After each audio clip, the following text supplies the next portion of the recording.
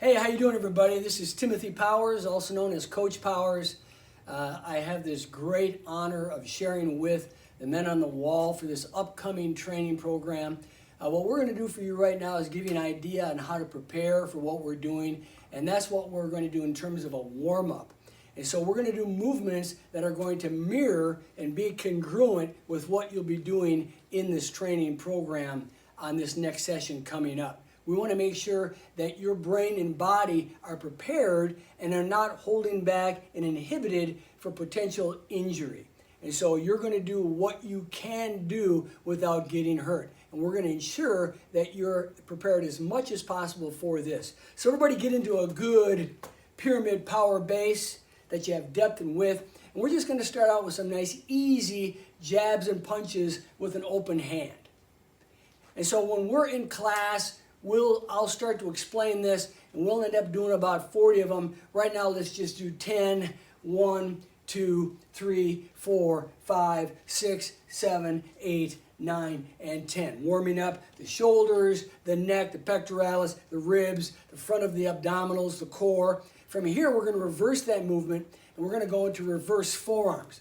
And what you'd be striking the subject with to break free is the point of the elbow in this case. So what we're doing is left and right. 1, 2, we'll do 10, 4, 5, 6, 7, 8, 9, and 10. Stretching out that pectoralis and biceps tendon, contracting that rear shoulder, lubricating that shoulder canopy. Now let's reverse that. So same pyramid power base. Now we're striking with the last 3 to 4 inches of the elbow and not the point of the elbow. So it's more like in wrestling, what would be a forearm shiver. For you, this would be a forearm strike. So it's 1, 2, 3, 4. See how I bring that hand into the chest? 7, 8, 9, 10. Let's do a few more. 11, 12, 13, 14, and 15. You're good to go. From here, let's go ahead and loosen up the core. So just get your feet into an isosceles stance, side by side, the old FBI, stop, don't move. Hands are high, let's just rotate left and right. 90% of your weight should be on the ball of your feet. And now what we're doing is we're torquing, stretching, and overcoming any type of resistance in your entire abdominal cavity. Your core is 360 degrees all the way around your body. Let's do 10. 1, 2, 3, 4, 5, 6, 7, 8, 9, and 10. Let's do a few side bends to get the side abdominals. So same isosceles stance. Bring your left hand behind your back. Right hand is up and over. So it's 1. Now switch. 2, 3, 4, 5, 6, 7, 8, 9, and 10. We'll do more of these in an actual training program. Now let's go ahead and bring the body's power zone and the knee joints in. So what we're going to do is what we call standing hip flexions. So we're going to do left knee, drop it, right knee, 3 down, 4 down, 5 down, 6 down, 7 down, 8 down, 9 down, and 10 and down. Good, good, good, good. Now, let's loosen up the hamstring and the glutes while we continue to work on that core. Let's get a wide isosceles, and we're just going to do the classic military alternating toe touch. What this is not, team, is this. Nothing is going on there. Instead, hands on the hips, the knees are going to flex. I'm going to keep the knees bent. As I touch, come back up and over. Hands are on the hips. Up and over. Up and over. Up and over. That's it.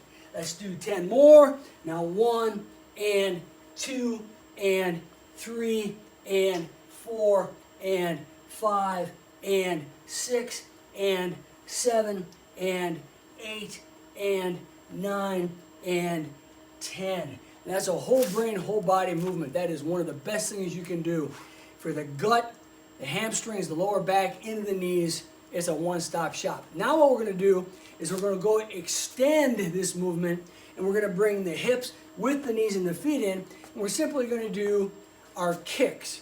So I'm going to get into that position, and I'm just going to kick, drop it, kick, drop it, kick, drop it, and let's do 10.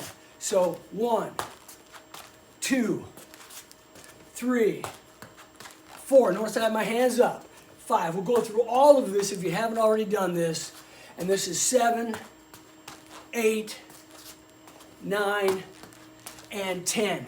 Now, let's do a couple things to finish up. You're going to have a lot of torque on your fingers, your hands, your wrists, and we want to make sure that those things are shored up. So what we want you to do is start off by just rotating your hands to the inside, now to the outside. Let's work the hands and the fingers, open, closed, open, closed, open, closed. Let's work the top of the wrist. See how I'm extending that elbow? That's torquing the top of that forearm. And now I'm going to push up on that palm, working the bottom of that forearm and the bottom of the elbow. Let's get the other one. Pushing up on that wrist. Pushing up on that wrist. Now each individual finger. Good, just work them again, and you're doing well. Let's do a couple more things to get ready. Let's work that groin area. Let's get a straddle base. Let's slide to the left, straighten that leg completely, toes straight ahead. Slide over to the right, toes straight ahead. Drop those hips. You want to feel that from the groin all the way down to the ankle, including the inside of that knee. That's it, you're getting there. We're almost done, team. Getting ready for some movement mechanics, and then we'll get into the techniques of the workout. There you go. There you go. Now here's what I want you to do. I want you to extend your left heel, your toe is up, drop your hips, go get that toe if you can, pull that toe towards your knee, and drop that hip. And pulse if you want. We're getting from the Achilles tendon all the way up into the glute, and that's good. Reposition. Put that right heel straight up, cock that ankle. We'll explain why we're doing that later. Grab the toe, pull the toe towards your knee, stretching the Achilles tendon, which is the largest tendon in the human body. The calf complex, let's pulse that a little bit. I'm feeling a little bit inside the groin still. And we're ready to go. From here, we'll get into our body mechanics and then the techniques.